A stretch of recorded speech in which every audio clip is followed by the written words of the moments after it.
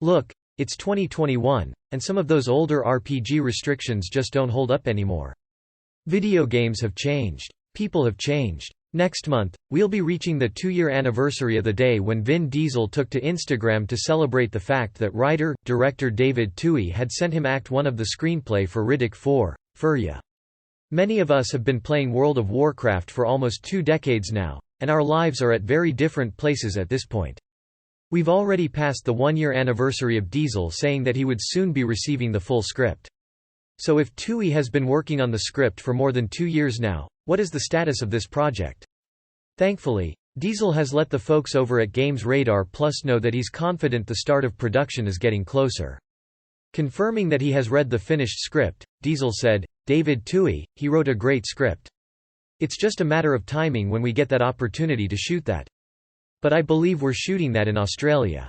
And it would be the 4th chapter in that series, which would be awesome." Riddick 4. Furya would be a continuation of the sci-fi action franchise that began with the creature feature Pitch Black. We value different things, and we expect our entertainment options to value us, and our time, differently as well.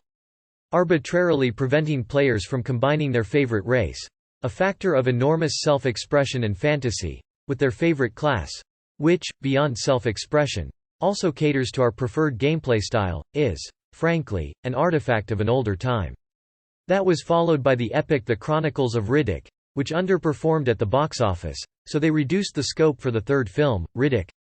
The franchise also includes an animated short called The Chronicles of Riddick, Dark Fury, and 2 video games, The Chronicles of Riddick, Escape from Butcher Bay, and The Chronicles of Riddick, Assault on Dark Athena. When asked whether or not there will ever be a 3rd game, Diesel said, "We did have great success with Escape from Butcher Bay. It feels like an eternity ago now. But, I imagine that we would take advantage of the gaming space and add an extra chapter, but definitely, the movie's script is already written. And it's time for it to be put to rest." The power and necessity of self-expression is extremely important in a video game, and is a huge factor that draws people to them. The success of the transmogrification system is testament to that. So it's safe to say that we are moving towards filming the 4th chapter of Riddick. We don't know, and Diesel apparently doesn't know, when Riddick 4 might start filming, but at least it's not dead. On the cover page of the script, Twohy included the tagline, "Everyone wants to be a beast, until it's time to do what real beasts do." Whenever Blizzard announces features such as new races or new customization options, people go crazy. It's one of the areas where WoW rarely fails to please the community at large. And the opposite is also true. When they stop adding these features at a moment when people were expecting them to keep doing it, the backlash is pretty intense. Restrictions to self-expression can be extremely detrimental to people's enjoyment of a game. Preventing someone from rolling a character that combines their favorite race with their favorite class is something they'll have to deal with for every moment they play, whereas the lore, ambience benefit gained from having that restriction take place is only marginal. Nearly every other MMORPG out there has removed those restrictions, or never had them in the first place.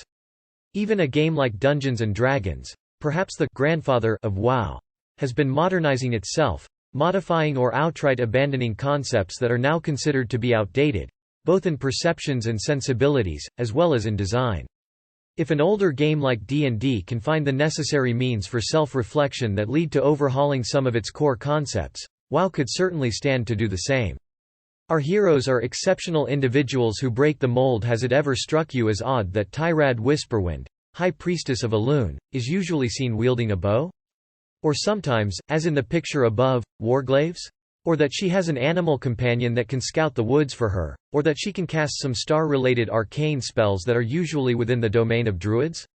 Sure, Tyrad is a powerful hero, an absolutely exceptional individual who doesn't use the same rule set as lesser night elves. But here's a little secret. The same is true of your character. Slayer of raid bosses, commander of garrisons, wielder of artifact weapons, the Maw Walker. There are several examples of NPCs that already break the mold, and are members of classes that are unconventional for their races. Sir Zeliek and Delis Moonfang are both paladins, despite being an undead and a night elf, respectively. High Botanist Frywin is a blood elf, but also a druid, as was Celestine of the Harvest even before she became a worgen, when she was still just a human. Sometimes, those combos even make the transition from unplayable to playable. Gravewalker Gi was the original Pandaren Death Knight, years before that combo became accessible to players. Which is to say, all of those unusual combinations already exist, they simply aren't playable yet. Races have an identity beyond class restrictions. The most common fear people have about lifting the restrictions to race, class combinations is that this would lead to increased homogenization and a loss of racial identity. While that's a valid concern, it's not entirely correct. Races are defined by their cultures, not by their classes. While it's true that orcs are a shamanistic people, that doesn't mean that orcs don't have room for individuals of other predispositions, or that all shaman need to be orcish, for that matter. For every thrall and drekthar who revere the elements, there is also a Garona who walks a completely different path.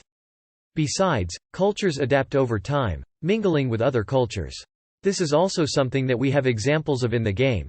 Orc mages were introduced in Cataclysm, and the simple explanation that was given was that they were taught the arcane arts by their Forsaken allies. Orc and Forsaken are hardly two cultures that have a strong lore connection, like the humans and dwarves do. Yet, just like humans taught dwarves of the light, letting them become paladins, so too did the Forsaken teach orcs how to cast mage spells. Yes, new class combinations do require development work. Another argument against this idea is that some classes, like Demon Hunter and Druid, require a large number of special assets for every race. Which means a lot of work would need to be done pertaining to creating new art assets to accommodate all the new options. But that is a problem that the WoW team already has plenty of experience tackling. New customization can be introduced slowly, over multiple patches and expansions, as has been the case many times now. We've had a few instances where brand new forms were added to existing druid races. Besides, this problem has been alleviated by the fact that there are multiple newer, race-agnostic forms that were introduced by the artifact system. Those forms are even accessible in the barbershop, and you can even find forms like the Druid of the Flamecat form in there, available to all your Druid characters, regardless of racial choice. Demon Hunters could, similarly, have humble beginnings. A couple of special demonic skin options for every race, much like what Death Knights originally had when they were introduced, as well as the Burning Fell green eyes with a basic eye patch in 2 or 3 colors, as well as the same horns that other DHs already have. Blizzard could then build from there, over future patches. Blizzard are the masters of their own lore. They write it and they can modify it whenever they want to. And they have done so, multiple times. Sometimes it was a small change, like Addy Fizzlebog introducing playable gnome hunters to us.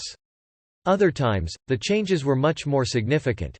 If we were forever locked to the lore rules laid out by Warcraft 3, the only druids that would be playable in WoW would be night elves, and only the males, for that matter, because those were the only druids that existed back then. If the lore was some sacred, immutable writing, not even Tauren druids would exist. The idea that a player cannot pick a certain specific race, class combination that appeals to them, for reasons that are completely arbitrary and malleable, feels like a mere relic of the past. An appendix that does more harm than good on this day and age.